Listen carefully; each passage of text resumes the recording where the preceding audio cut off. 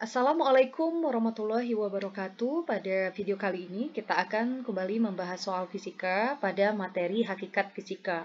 Materi hakikat fisika ini kalian pelajari di kelas 10 untuk kurikulum merdeka.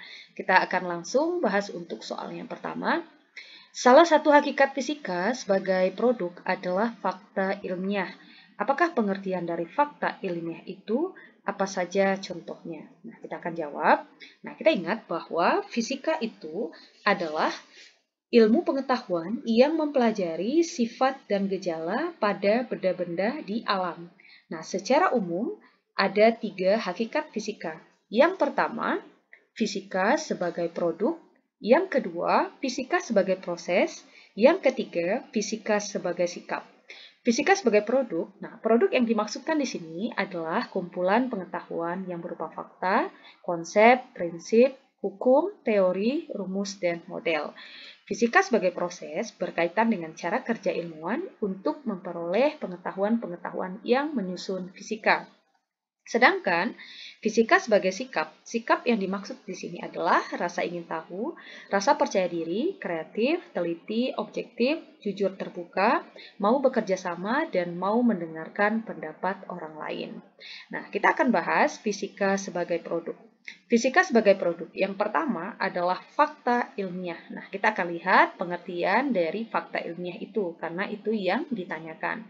Fakta ilmiah adalah deskripsi akurat tentang sesuatu yang teramati atau pernyataan objektif yang dapat dikonfirmasi kebenarannya atau dapat dibuktikan secara empiris tentang sesuatu yang benar-benar ada atau peristiwa yang benar-benar terjadi.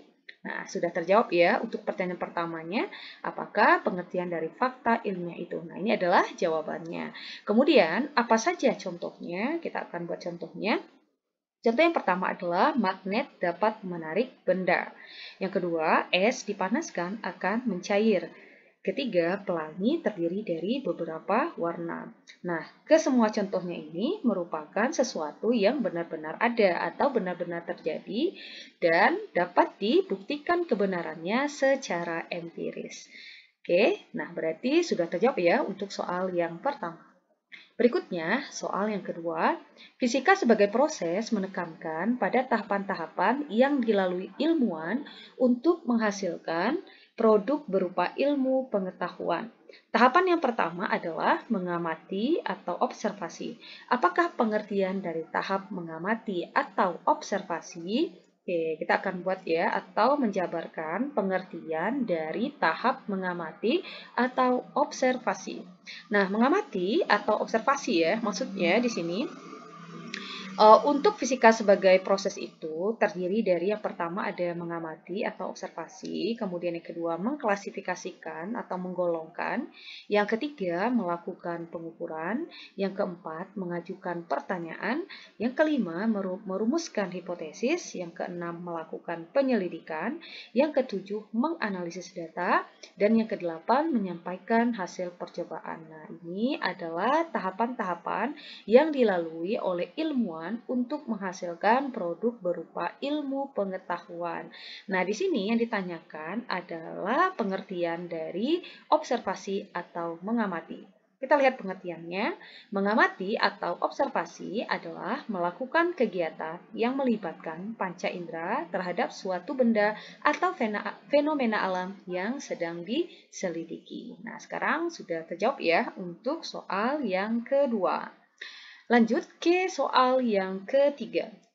Gabungan antara ilmu fisika dengan disiplin ilmu lainnya menghasilkan disiplin ilmu baru. Sebutkan 3 contoh ilmu baru tersebut dan jelaskan. Nah, di sini kita akan coba jawab ya, disiplin ilmu yang menghasilkan ilmu baru ya. Di sini disebutkan bahwa gabungan antara ilmu fisika dengan disiplin ilmu lainnya itu kan menghasilkan disiplin ilmu baru. Nah, kita jawab yang pertama, contohnya astrofisika. Nah, astrofisika itu adalah ilmu tentang sifat-sifat dan interaksi benda langit.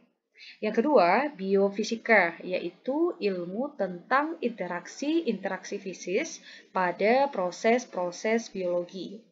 Yang ketiga, fisika kimia, yaitu ilmu tentang hubungan-hubungan fisis yang terdapat dalam ilmu kimia. Nah, karena di sini dimintanya 3 contoh ilmu baru gitu ya. Nah, di sini saya akan jabarkan beberapa lagi contoh dari ilmu baru yang merupakan gabungan antara ilmu fisika dan disiplin ilmu lainnya. Nah, contoh yang berikutnya adalah ekonofisika.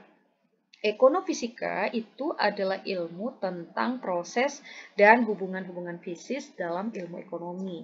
Berikutnya geofisika, yaitu ilmu tentang hubungan-hubungan fisis yang terdapat di planet bumi. Dan selanjutnya fisika medis, yaitu ilmu tentang penerapan fisika dalam bidang kedokteran. Nah, itu adalah contoh ilmu baru yang dihasilkan dari gabungan antara ilmu fisika dan disiplin ilmu lainnya.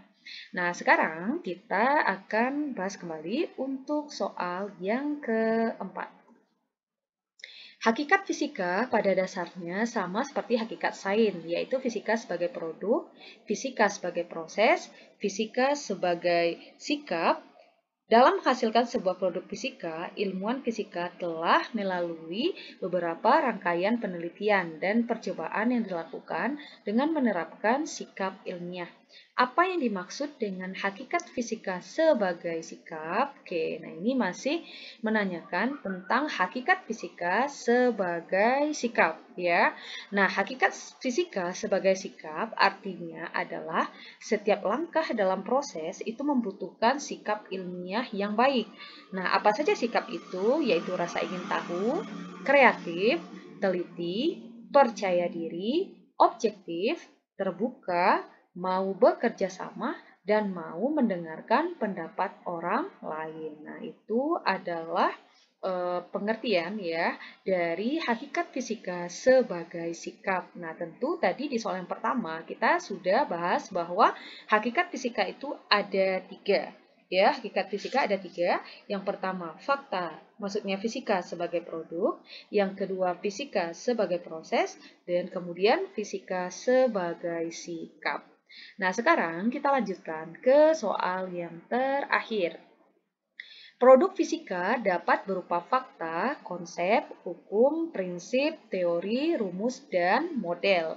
Fenomena alam seperti pelangi merupakan salah satu contoh fakta fisika. Bagaimanakah terjadinya pelangi sesuai dengan ilmu fisika? Nah, kita akan jawab. Pelangi itu terjadi karena adanya pembiasan cahaya pada tetesan air di udara. Ketika sinar matahari melewati tetesan air hujan atau kabut, cahaya tersebut mengalami pembiasan dan pemantulan di dalam tetesan air.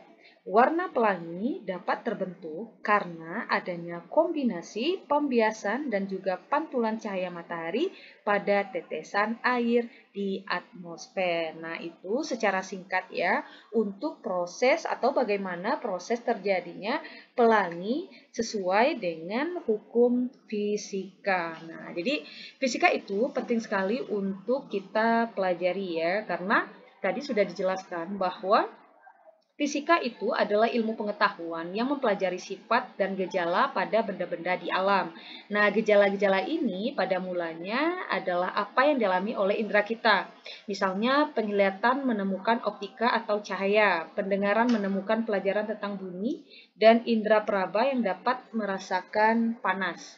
Nah, fisika mempelajari materi, energi, dan fenomena atau kejadian alam, baik yang bersifat makroskopis atau berukuran besar, seperti gerak bumi mengelilingi matahari, maupun yang bersifat mikroskopis atau berukuran kecil, seperti gerak elektron mengelilingi inti yang berkaitan dengan perubahan zat atau energi. Nah, bidang fisika secara garis besar itu terbagi atas 2 kelompok ya, yaitu fisika klasik dan fisika modern.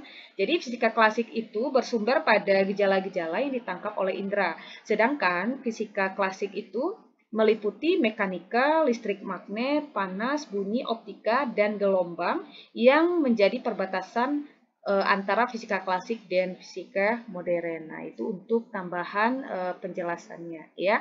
Nah, next video kita akan bahas kembali untuk soal-soal berikutnya. Oke, semoga bermanfaat, semoga membantu. Assalamualaikum warahmatullahi wabarakatuh.